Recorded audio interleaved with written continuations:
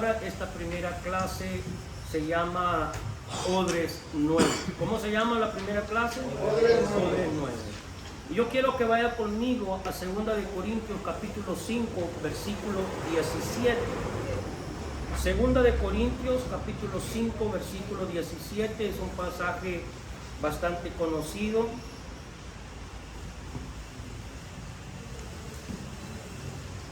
Cuando usted lo encuentre, da un amén. 2 de Corintios 5, 17. ¿Lo tiene? Vamos a ir despacio para que todos podamos leer ese pasaje. 5, 17.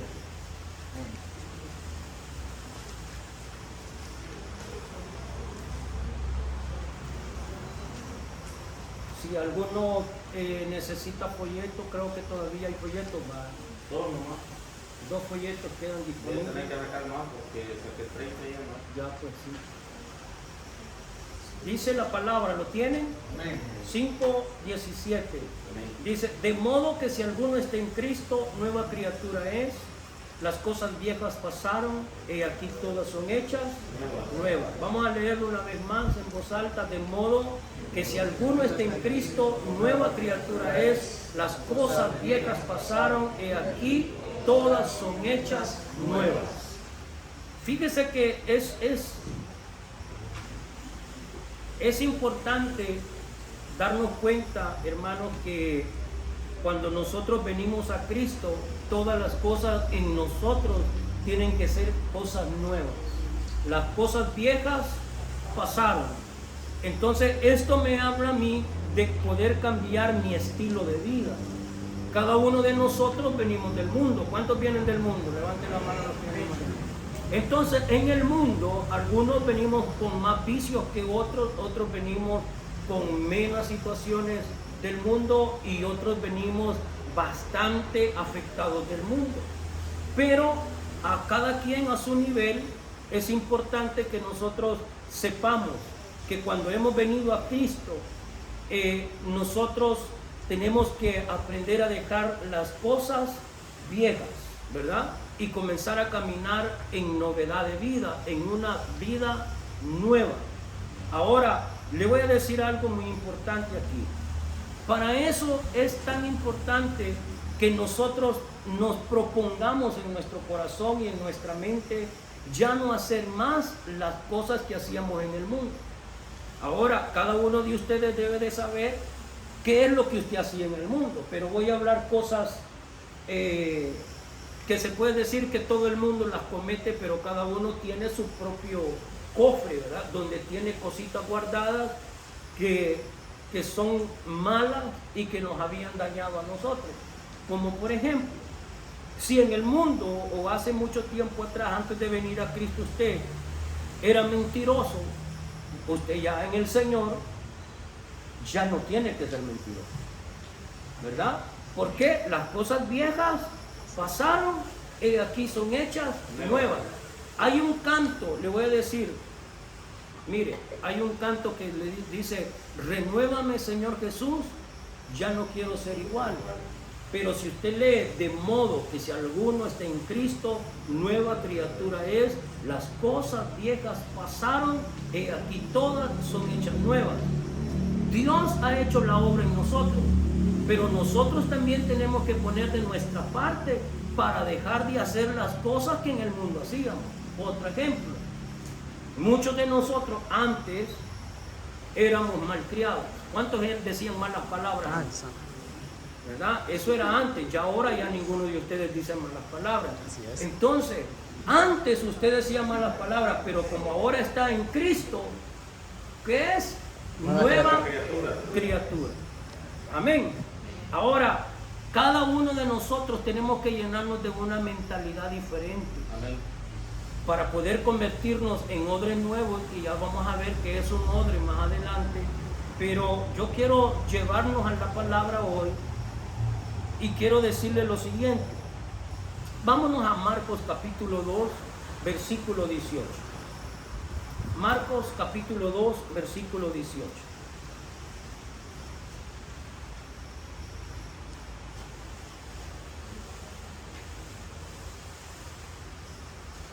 nosotros nos vamos a convertir, hermanos, en discípulos.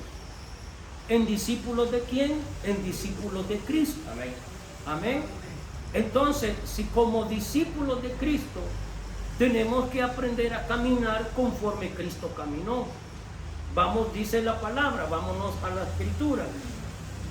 Marcos capítulo 2, versículo 18. Cuando usted lo encuentre, da un amén. Marcos 2, 18. ¿Lo tiene? Amén. Y dice, y los discípulos de Juan y los de los fariseos ayunaban y vinieron y le dijeron, ¿por qué los discípulos de Juan y los fariseos ayunan y tus discípulos no ayunan? Ahí en su cuaderno o en su hojita que usted tiene, quiero que usted identifique a través de ese versículo que hemos leído hoy, porque yo quiero activarle su mente. ¿Cuáles son los tres tipos de discípulos que aparecen en ese pasaje?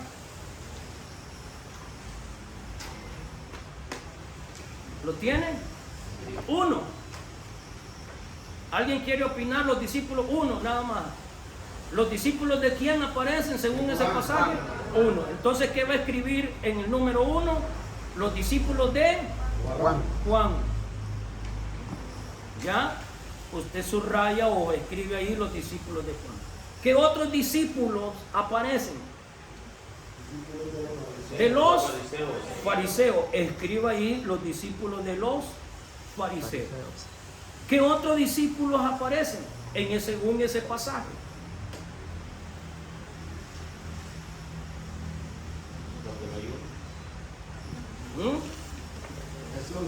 Los discípulos de Jesús. Entonces usted va a escribir los discípulos de Juan, los discípulos de los fariseos y los discípulos de Jesús. Amén. Amén. Ahora, ¿cuál era el gran problema que había allí? El problema que había ahí en ese momento es que los discípulos de Juan, fíjense, vamos a leerlo nuevamente el pasaje. Estamos hablando de Marcos 2:18. Vamos a leer el versículo 18. Y los discípulos de Juan y de los fariseos ayunaban. Y vinieron y le dijeron, ¿por qué los discípulos de Juan y de los fariseos ayunan y tus discípulos no ayunan? ¿Cuál era el problema? ¿En qué se estaba fijando la gente? Que no ayunaba. Y yo le voy a decir algo bien importante aquí. ¿Por qué es importante esta clase? Porque cada uno de nosotros venimos de diferentes lugares. Entonces, muchas veces tenemos diferentes tipos de pensamiento. Y aquí venimos del mundo, pues, de diferentes lugares de parte del mundo, ¿verdad? Y cuando nosotros venimos en el Señor, ya no podemos traer los pensamientos del mundo. Amén. Tenemos que meternos bajo el pensamiento de Dios, bajo el pensamiento de la palabra. Ahora, el gran problema era que ellos estaban viendo que no ayunaban. Entonces, a veces le damos mucha más prioridad a las cosas que aquel no hace de esta manera. ¿Qué es lo que pasa con nuestra iglesia y con otras congregaciones? Aquí nosotros hacemos la liturgia del culto, le voy a llamar de esa manera, lo hacemos diferente que en otro lugar. ¿Me estoy explicando? Entonces los de otro lugar pueden decir, no, así como ellos lo hacen, no me gusta. Y yo puedo decir, como yo así nací, ¿verdad? En este sistema, yo puedo decir, a mí no me gusta el otro sistema. ¿Por qué? Porque los que hacen el culto pausado, de que primero va alguien y dirige el culto, luego pasa al otro que va a dar la lectura bíblica, y luego pasa al otro que va a cantar los coros, y luego pasa al otro que va a cantar la alabanza, y luego pasa el otro que va a cantar los coros. Ellos son discípulos del que les enseñó, pero aquí nosotros tenemos otro tipo de enseñanza y otra forma de hacer las cosas. Que está bien que ellos hicieron, ellos hacen, o como ellos hacen, excelente como ellos lo hacen. Pero a nosotros aquí, Dios nos ministró a hacer las cosas así. No sé si me estoy dando a entender. Ahora, fíjese bien interesante aquí. Ahí aparece la palabra discípulo. Por eso yo le dije a usted que trajera el lapicero, porque yo le voy a dar la definición. Se lo quería dejar de deber, pero mejor se lo voy a dar. ¿Qué es un discípulo? Escriba. ¿Qué es un discípulo?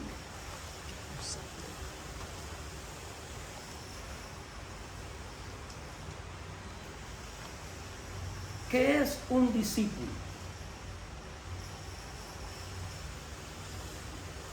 Y le voy a dar la definición. Si siente que voy muy rápido, me dice, pastor, más despacio.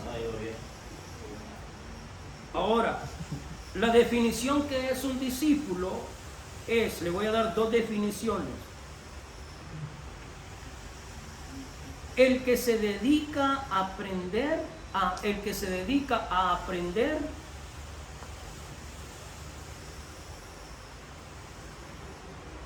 mediante la instrucción de otro. Se lo voy a repetir. El que se dedica a aprender mediante la instrucción de otro.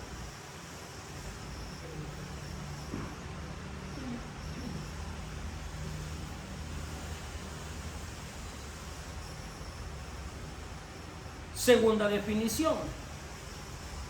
Viéramos cerrado allá y hubiéramos puesto este aire por lo menos que nos tire, porque el calor va a hacer que les eche humo la mente. Amén. Sigamos con la otra definición. Alguien, o ya puede ponerle literal A, literal B como definición, ¿verdad? Alguien que sigue la vida y enseñanza de otra persona. Alguien que sigue la vida y enseñanza de otra persona.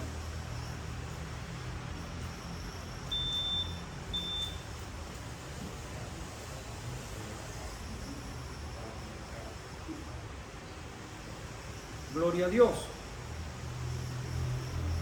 ¿Anotó la última definición? Ok. Ahora bien, vámonos ahí a su folleto, y en su folleto aparece: Jesús llamó a sus discípulos para hacerlos pescadores de hombres. Escriba ahí, pescadores de hombres.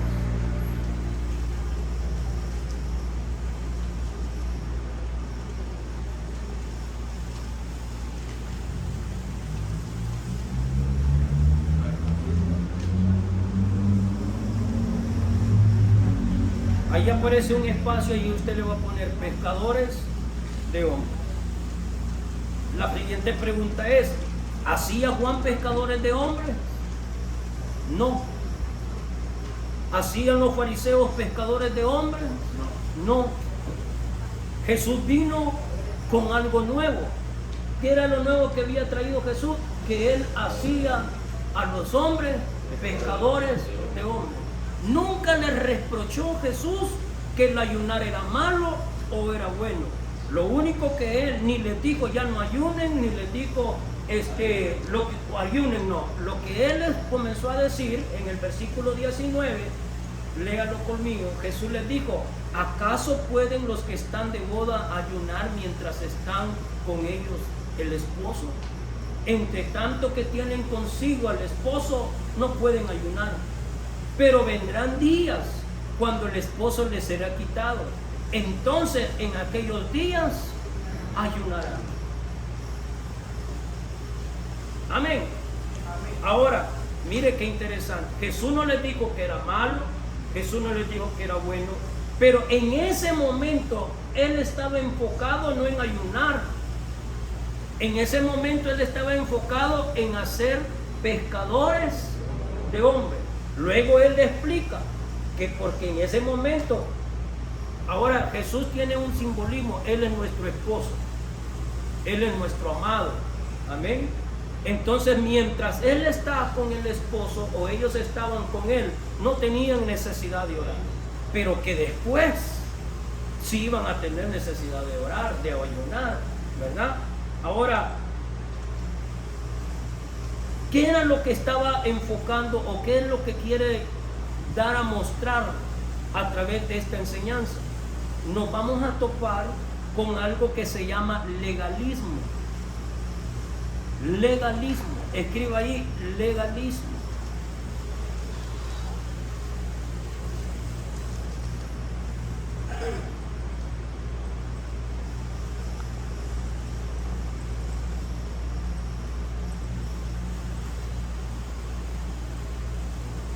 Y le voy a dar la definición de legalismo.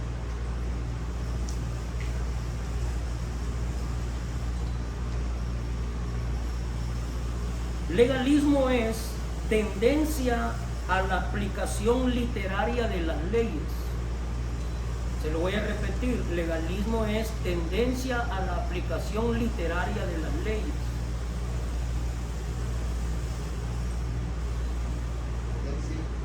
Tendencia a la aplicación literaria de las leyes.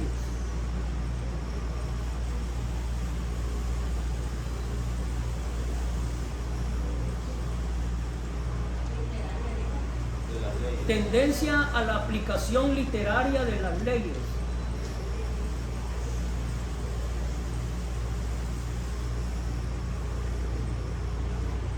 Sin considerar otras circunstancias. Sin considerar otras circunstancias. Ahorita me doy cuenta que allí se los escribí en el folleto. Pero es bueno que lo escribo.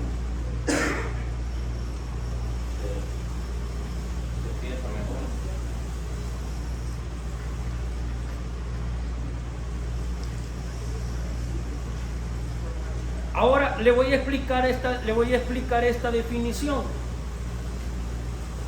Cuando el legalismo es la tendencia literal de las leyes, es decir, así como yo pienso, así es todo. Y en la vida no es así. En la vida hay diversidad de pensamientos y todos tenemos de alguna manera la razón, un porqué. El evangelio, hermano, es a través de revelación.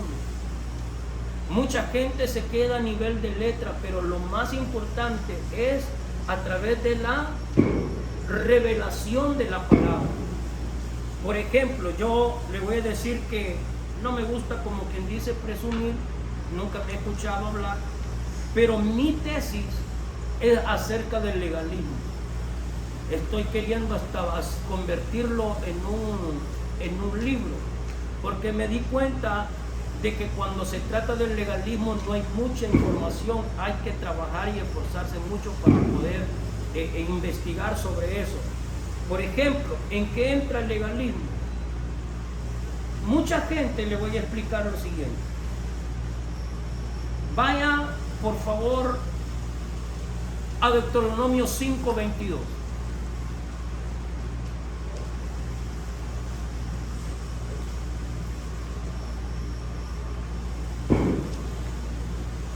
Deuteronomio 5:22. Amén. En Deuteronomio 5:22, no voy a cerrar esos capítulos, ese capítulo de la Biblia, porque vamos a leer algunas cositas, 2 o 3 versículos. En Deuteronomio 5:22 dice lo siguiente. ¿Alguien lo tiene? Amén. Léanlo, lo que lo encontró, levante la mano y lo decir. Estas palabras habló Jehová a toda vuestra congregación en el monte en medio del fuego, de la nube. 5:22 Deuteronomio. Sí, ¿sabes? Ajá, siga. Estas palabras habló Jehová a toda vuestra congregación en el nombre en medio del fuego, de la nube, de la oscuridad, a gran voz, y no añadió más, y las escribió en 2 tablas de piedra, las cuales me dio a mí. Espérame, ya voy a buscarlo. Busquen 22:5. 22:5. Sí.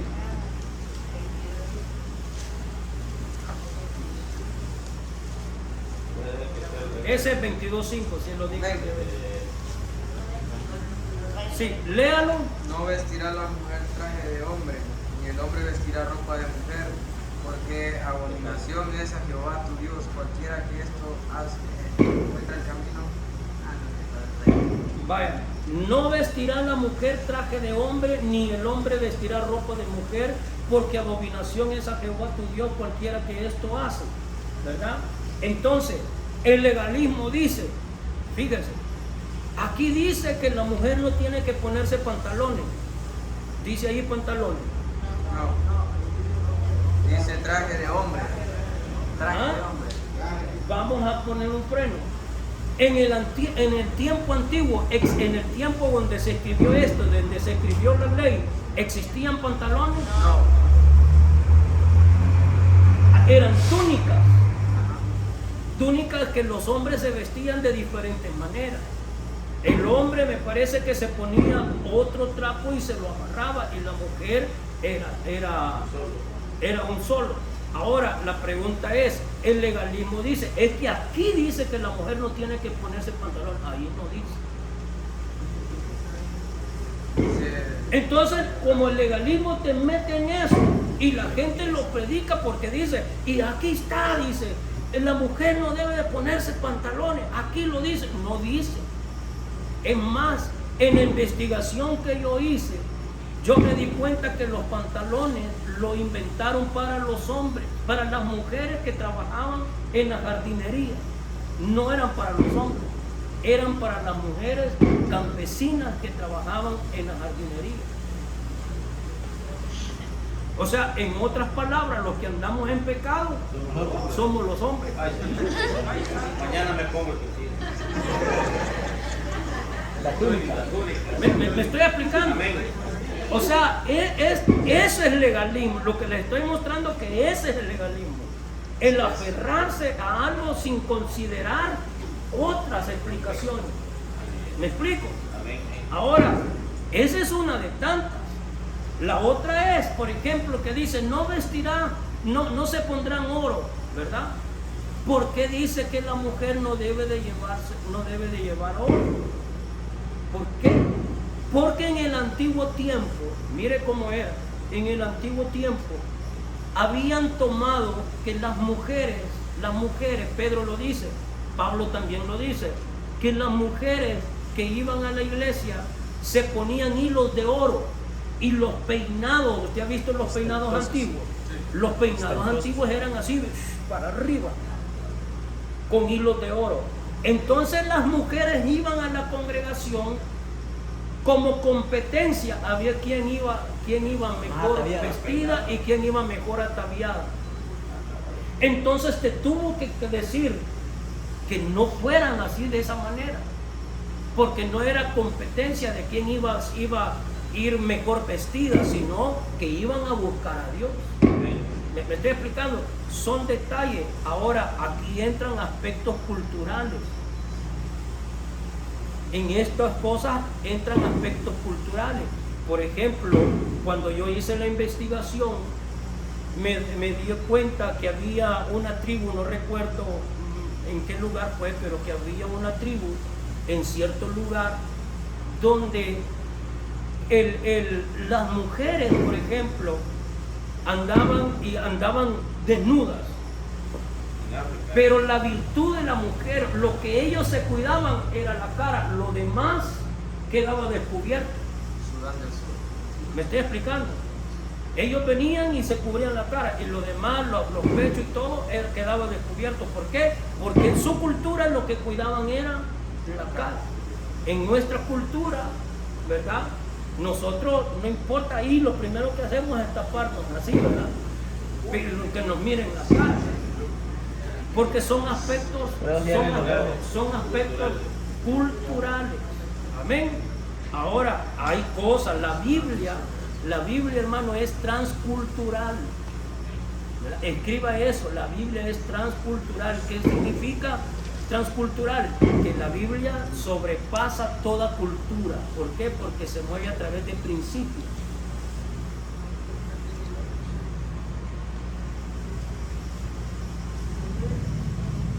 Ahora, ¿qué era lo que le achacaban a Jesús, por decirlo de esta manera? Vamos a dejar a un lado eso.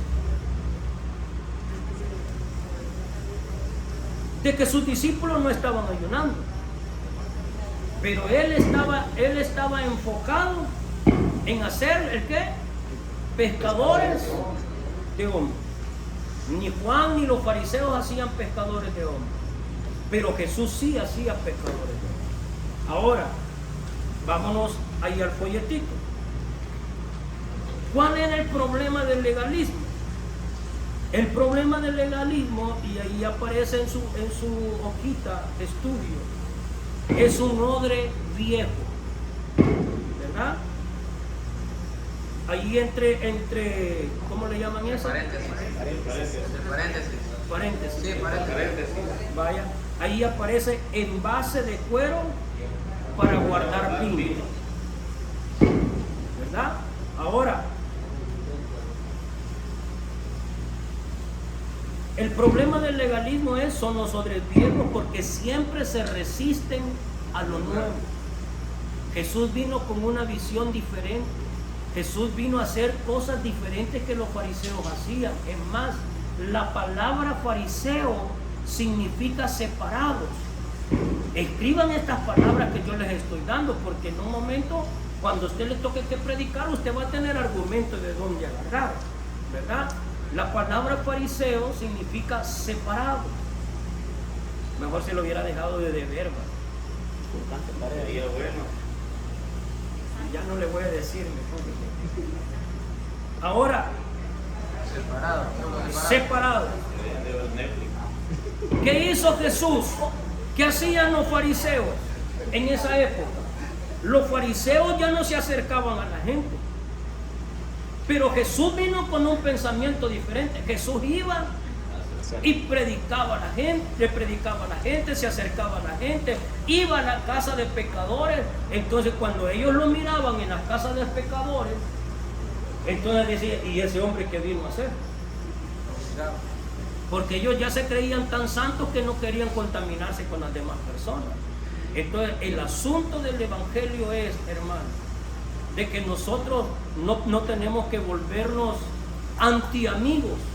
Eso sí, que nosotros tenemos que ser de las personas que los amigos vean algo que imitar de nosotros. Amén. Amén. Aquí hay una aplicación, pero vámonos primero a Marcos capítulo 1, versículos 25 y 27. Marcos 1, 27.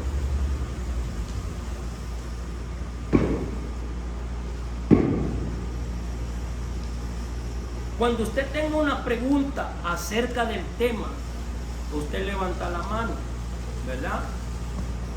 No me vaya a preguntar de extraterrestres, no me vaya a preguntar de otra cosa que no nos vamos a contestar, sino sobre el tema. Amén. Marcos 1, 25 al 27.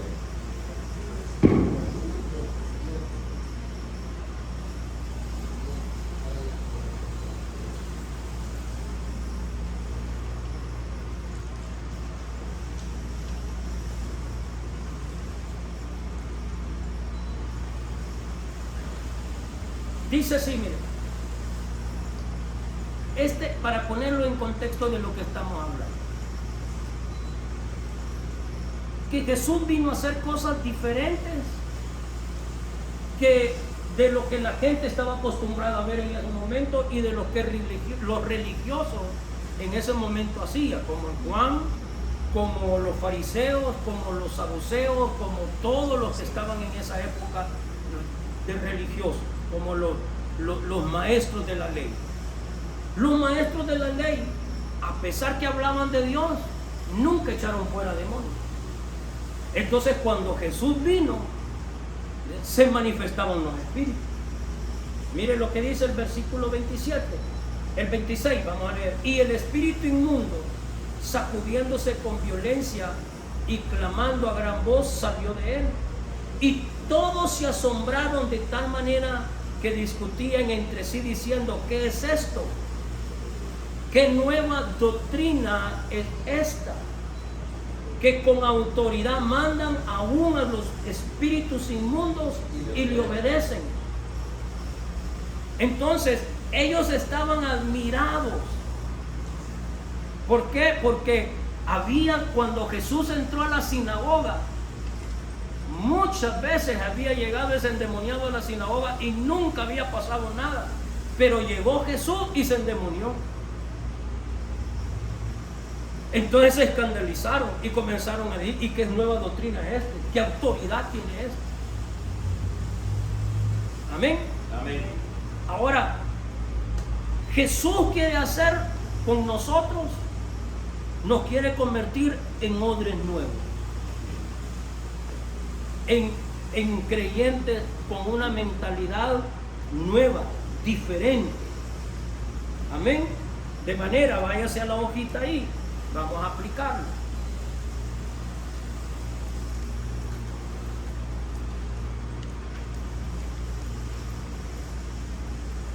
Y una de las preguntas que muchas veces hacemos es esta: ¿por qué aquí no se hace como allá?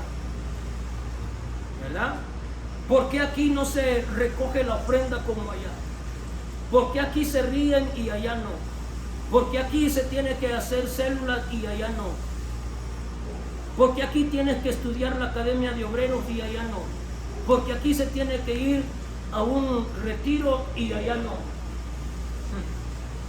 Esas son preguntas, ¿verdad? ¿Por qué en otra iglesia no se hacía esto? ¿Por qué en otra iglesia no se hacía esto? Porque allá ellos tienen su visión y nosotros aquí tenemos nuestra visión. Amén. Dios nos ha dado esta forma de trabajo. Simple y sencillamente. ¿Están equivocados los demás? No, está bien como ellos lo están haciendo, pero a ellos Dios les habló de esa manera. Y a nosotros Dios nos habló de esta manera. Así es de sencillo.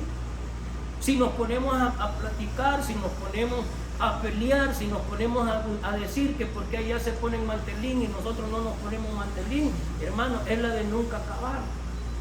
Aquí cada uno de nosotros tenemos que seguir la visión de la casa, lo que Dios nos ha dado en este lugar. Amén. Si usted basa estos versículos que hemos leído,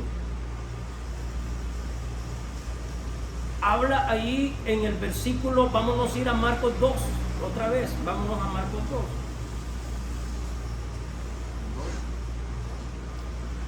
Marcos 2. Vamos a leer el versículo 19 y el 22. Marcos 2.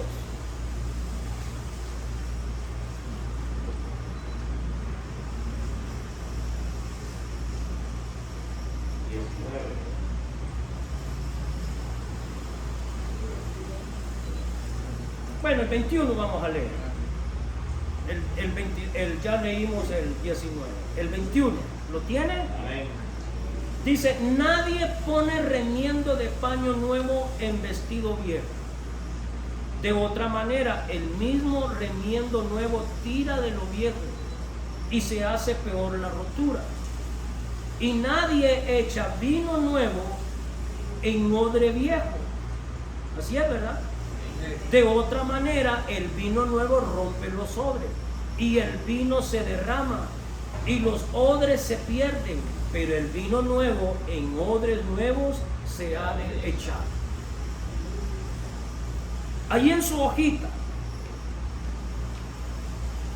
aparece esta cita bíblica y aparece el vestido viejo es y escriba usted ahí: el vestido viejo representa la ley.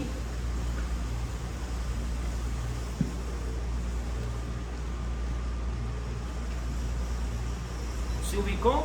Amén. El vestido nuevo es la gracia.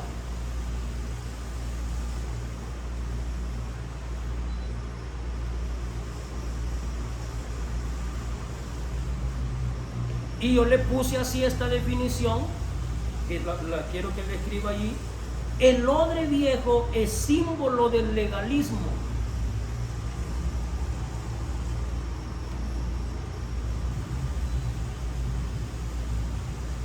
Y el odre nuevo es símbolo de una mente renovada. Amén. ¿Se lo repito o estamos bien? Estamos bien. Vaya, ahora le voy a explicar por qué la ley.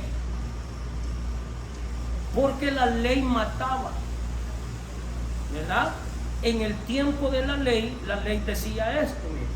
La ley decía, si un hombre codicia en su corazón a una mujer, ese debería de morir a pedrada. La ley no habían consideraciones, pero la gracia, aunque es diferente, pero aún es un poquito como más exigente. ¿Por qué? Porque antes, para que usted fuera considerado pecador, lo tenían que encontrar en el acto mismo. ¿Se acuerdan de la mujer que la encontraron en el acto mismo de adulterio, verdad? Entonces la ley decía que tenían que matarla a pedradas.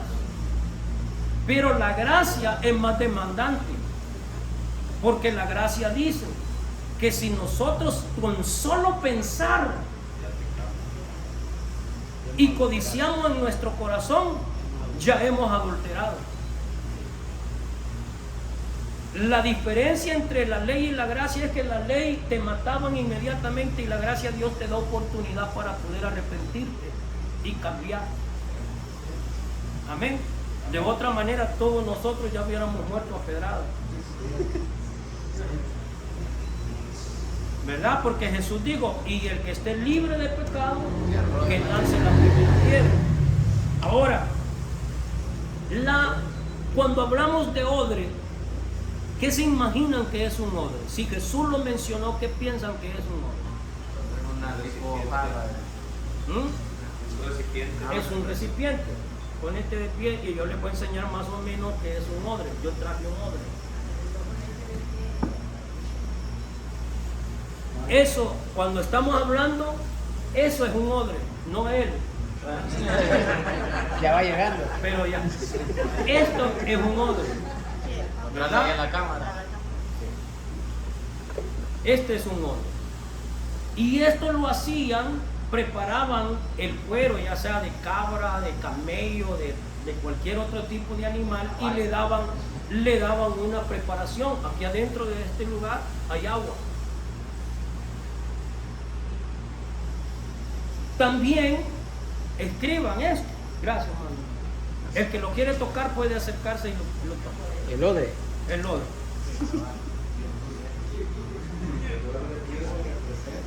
¿Vale? También el odre. El odre viejo representa la ley. El vestido nuevo es la gracia. El odre viejo es símbolo del legalismo. Y el odre nuevo es símbolo de una mente renovada. Pero también ese odre que usted ve ahí, escriba lo siguiente, ese odre que usted ve ahí nos representa a nosotros. Ya le voy a decir por qué.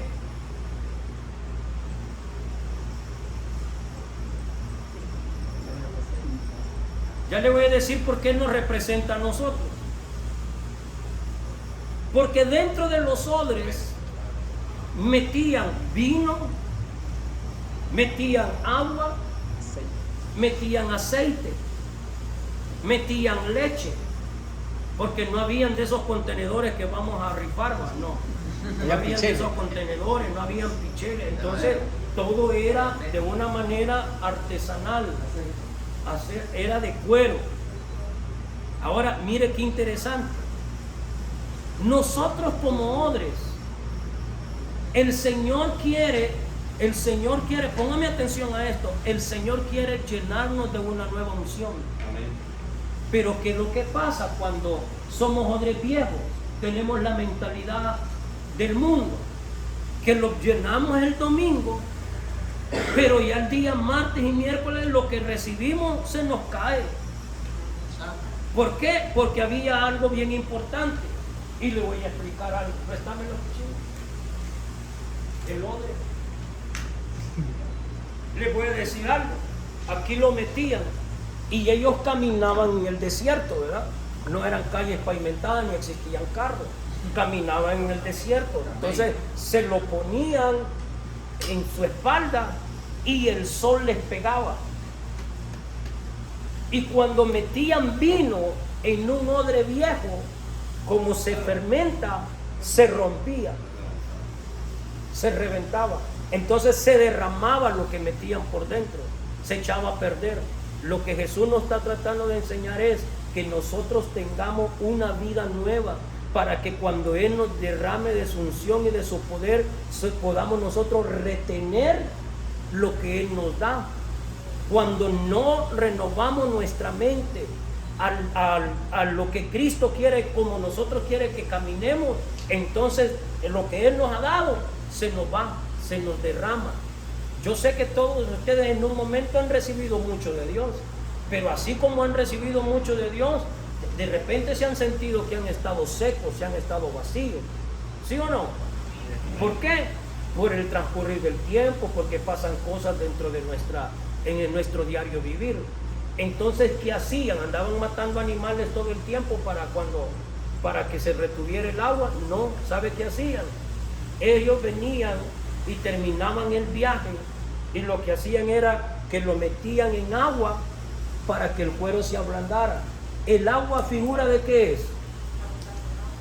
El agua es figura de la palabra que nos limpia.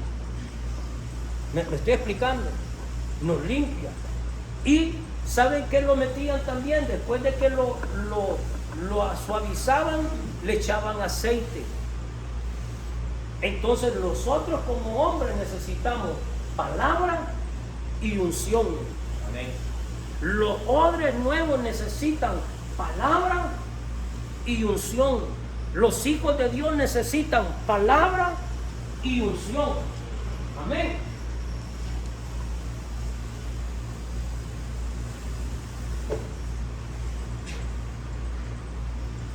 Entonces el agua y el aceite, el agua significa la palabra. Si usted va a escribir, escriba. Palabra, ¿por qué? Porque la palabra es la que nos limpia.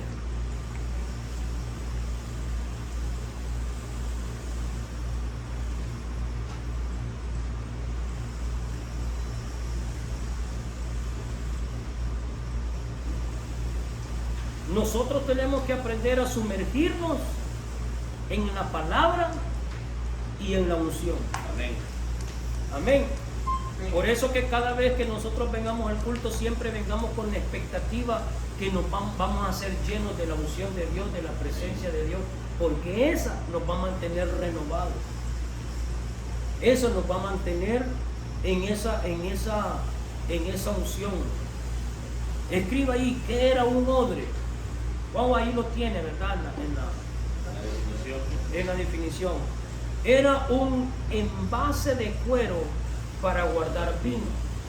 La piel que se usaba para hacer este recipiente era de animales tales como ovejas, cabras, bueyes, camellos.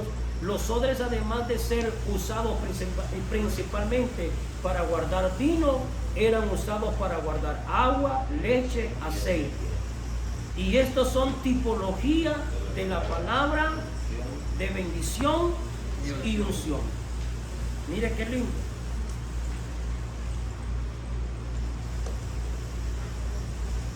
¿Por qué Jesús escoge sus odres?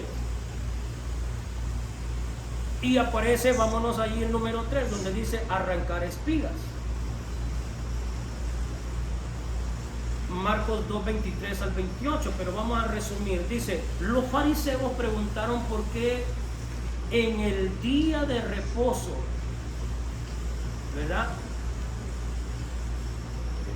Ellos hacían, mire, no era lícito arrancar espigas en el día de reposo. Todos lo sabían los de Juan, lo sabían los fariseos. Los que no lo sabían eran los de Jesús. ¿Por qué no lo sabían? Porque ellos nunca habían sido religiosos. ¿De dónde los habían sacado? Lo habían sacado uno de cobrar impuestos. ¿Qué sabía de la ley? No sabía nada de la ley. Al otro lo había agarrado pescando, no sabían nada. Entonces Jesús escogió hombres con un pensamiento diferente para volverlos en odres nuevos conforme al pensamiento de él, no que estuvieran trabados allí en su pasado de que no, que me siento mal porque allá no canta, allá cantaban himnos y aquí no cantamos himnos, no, sino que sepan que ciertamente, hermanos, Dios nos ha llamado para ser conquistadores de hombres. Amén. Sin pensamiento de prejuicio, pero santos. ¿Me estoy explicando? Aquí la palabra principal o clave es santidad. Amén. Ahora, vámonos a Marcos 2, 23 al 28. Marcos 2, 23.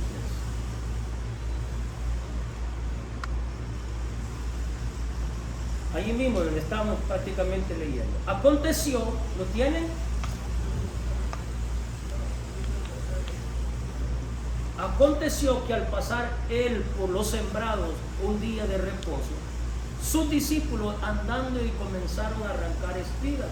Entonces los fariseos le dijeron: mira, ¿por qué hacen en el día de reposo lo que no es lícito? Pero Jesús les dijo: ¿nunca leíste lo que hizo David cuando tuvo necesidad y sintió hambre, él y los que con él estaban? ¿Cómo entró en la casa de Dios siendo habitar su sumo sacerdote y comió los panes de la propiciación, de los cuales no es lícito comer sino a los sacerdotes, y aún dio a los que con él estaban?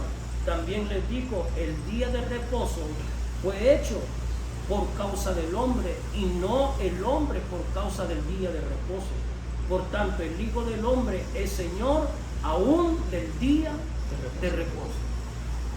Le voy a explicar algo interesante aquí.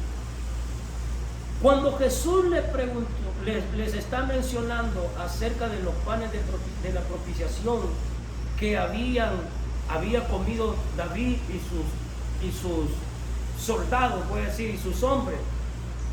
No es que David y sus hombres fueron abusivos y se metieron y agarraron el pan. Le pidieron permiso al sacerdote y fue el sacerdote el que les dio. ¿Me estoy explicando? Aquí no es cuestión de que vamos a hacer lo que a nosotros nos dé nuestra gana. Aquí es cuestión de que vamos a hacer lo que la palabra dice que tenemos que hacer, ¿verdad? No es que nos vamos a, si David se comió, entonces tengo libertad para hacer lo que yo quiera. No, aquí es diferente. Todo, acuérdese que aquí hay una autoridad suprema, tanto en nuestro caso como nosotros como pastores, pero la autoridad máxima es Dios, y vamos a hacer lo que Dios dice a través de su palabra. Amén. Ahora, ¿cuál era el problema? Un día era el día de reposo, y Jesús les tuvo que decir que el día no era que el día se había hecho por los hombres, no, sino los hombres habían hecho para el día. ¿Me estoy explicando? Y él le dice, yo, en otras palabras, yo soy el Señor del sábado, del día de reposo. Jesús es el día de reposo. No es nada, no es un día en sí, sino que en Jesús tenemos que reposar, pues, en otras palabras. Sigamos.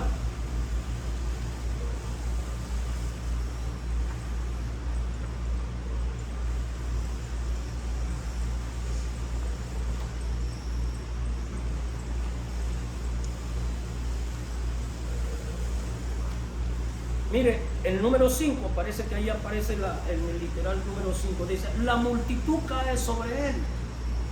Vámonos a Marcos 3, 12. A Marcos 3, capítulo 7, versículo 12.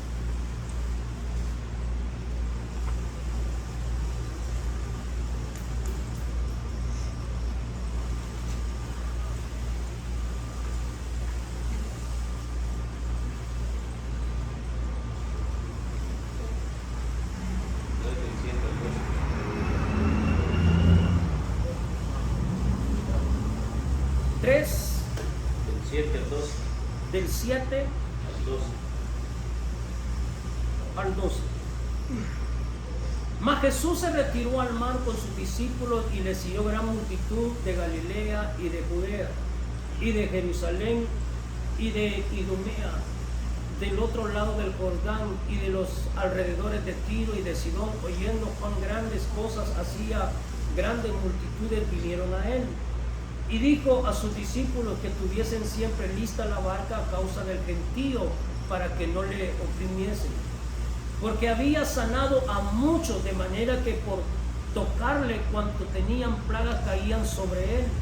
Y los espíritus inmundos, al verle, se postraban delante de él y daban voces diciendo: tú eres el Hijo del Dios.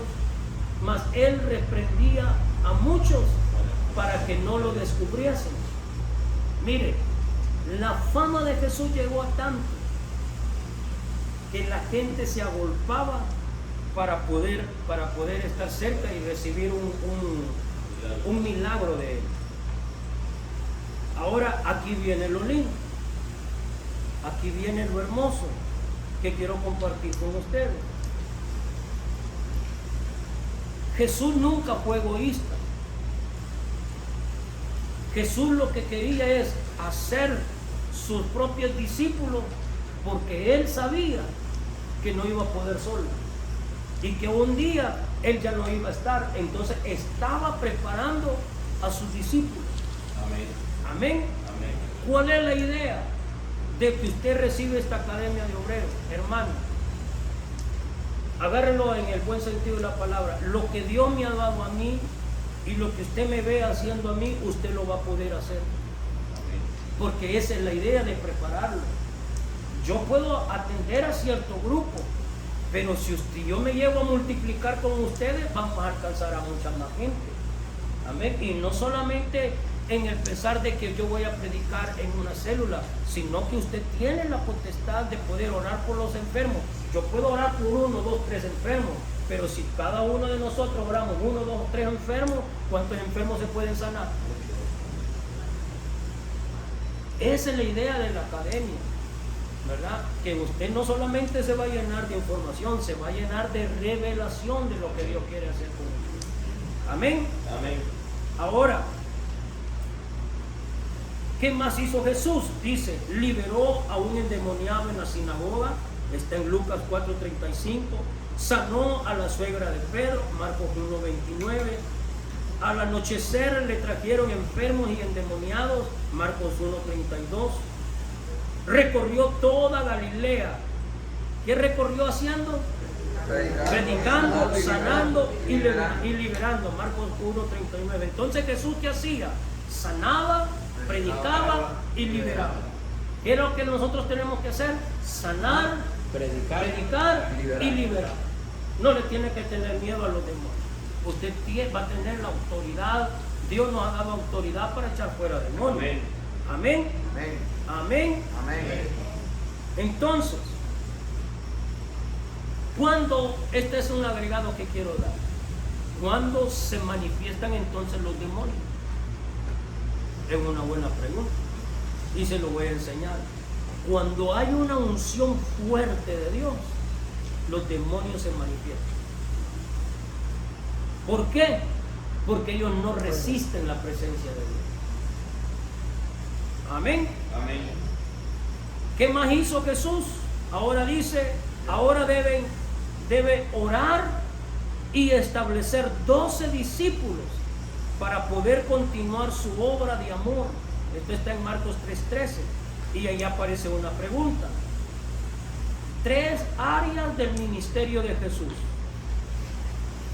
¿Cuáles son esas 3 áreas del ministerio de Jesús? Predicación, liberación y sanidad. Predicaba, y yo le puse predicaba y allí abajo le puse sanidad, pero arriba lo dejé en blanco. ¿Cuál faltaría? Liberar.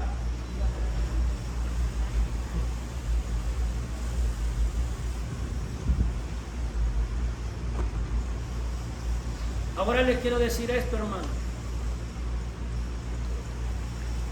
No toda la gente, aunque lo vamos a ver más, no toda la gente está endemoniada, pero hay gente que está siendo influenciada por demonios, ¿verdad?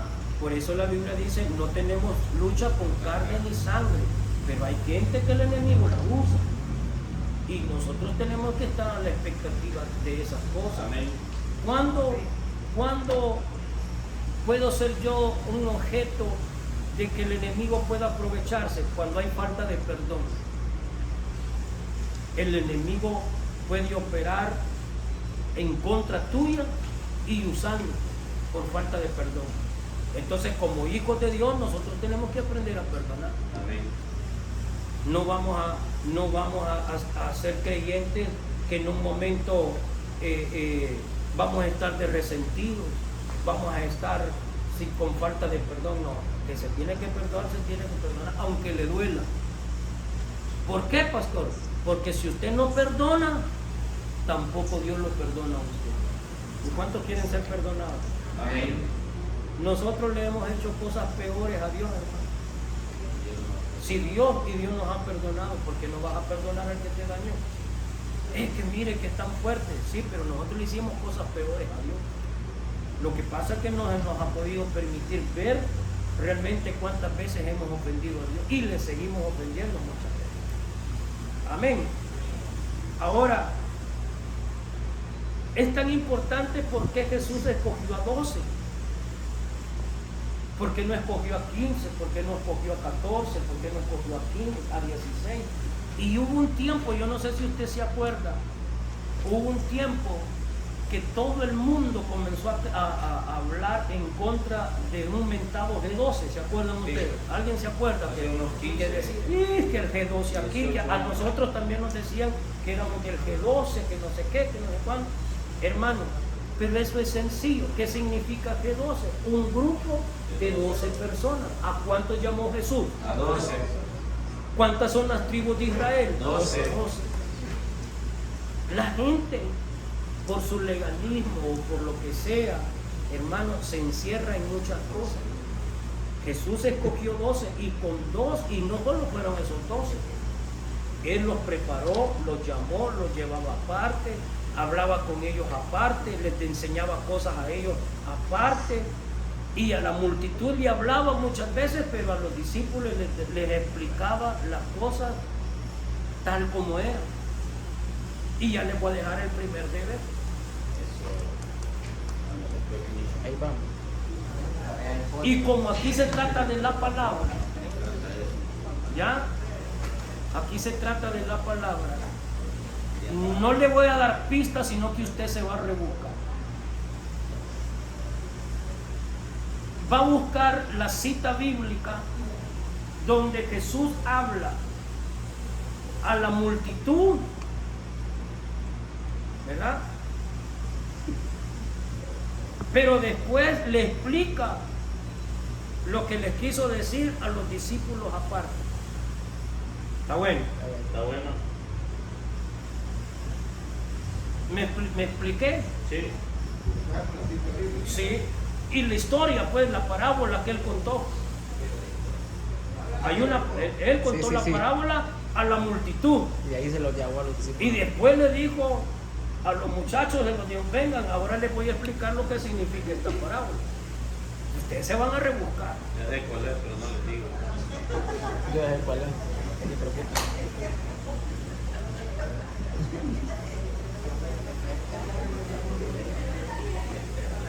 Otra pregunta, otro deber. Dele. El otro deber es, ¿qué es una parábola? Ya, de ¿Qué es una parábola?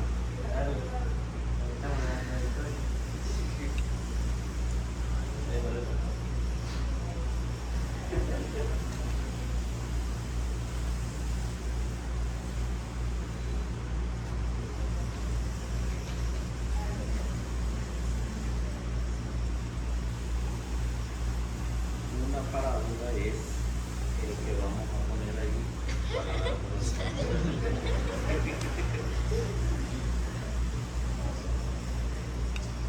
¿La sienten muy complicado el deber o Porque deje otro. o lo sienten fácil? Porque deje otro para que pasemos más entretenidos Ah. y no veamos mucho teléfono en Netflix. Va otra. Vaya. Hay una parábola, ya le iba a decir. Hay una parábola donde Jesús le habla a la multitud, pero los discípulos no entendieron. Ya en privado se lo explica. Pero después Jesús se las explicó A ellos. A ellos. Va. O sea que se las explico. Pregunto. Solo les voy a decir, no, mejor no les digo, porque